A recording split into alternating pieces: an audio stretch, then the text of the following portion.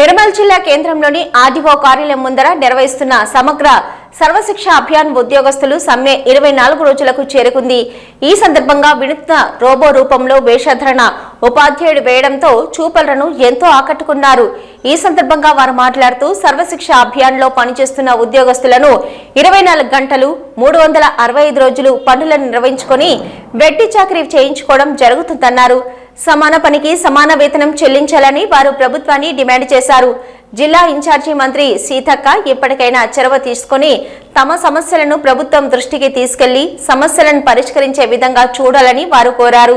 సమగ్ర సర్వే చేస్తున్న సమయంలో మామిడి మండలానికి చెందిన ఉపాధ్యాయురాలు టెంట్ కింద స్పృహ తప్పి పడిపోవడంతో ఆమెను ప్రైవేట్ ఆసుపత్రికి తరలించారు.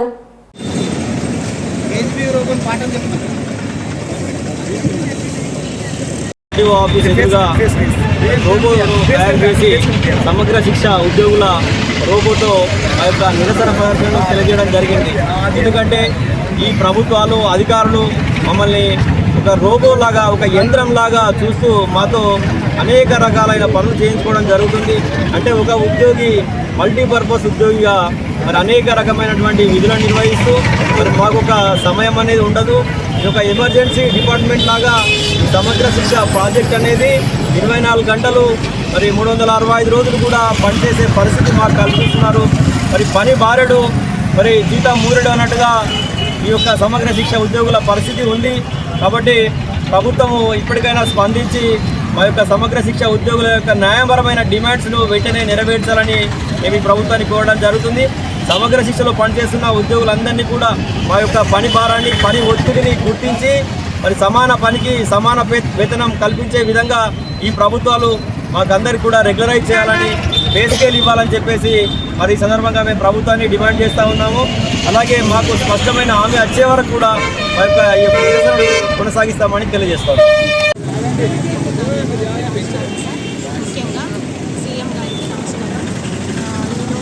నిర్మల్ జిల్లాలో 24వ రోజున సమ్మెలో భాగంగా మేము మీ అందరికీ తెలిసే సార్ రోబోటిక్ లాగా పనిచేస్తున్నామని చెప్పని అవసరం లేదు, అయినా కానీ కూడా మరోసారి గుర్తు చేద్దామని చెప్పేసి ఈ నిరసనలో భాగంగా తెలియజేయడం సార్.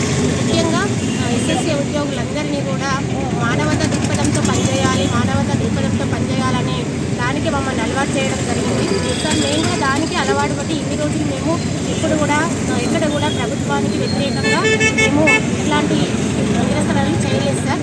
మరి మానవతా దృక్పథంతో పనిచేద్దామని అంటే మాకు కనీసము మరి వీళ్ళు మానవతా దృక్పథంతో పనిచేస్తున్నారు కదా అని చెప్పేసి ఏ ఒక్కటి ధరలు కానీ ఏవి కానీ మరి మాకు తక్కువ ధరకు ఇవ్వడం లేదు సార్.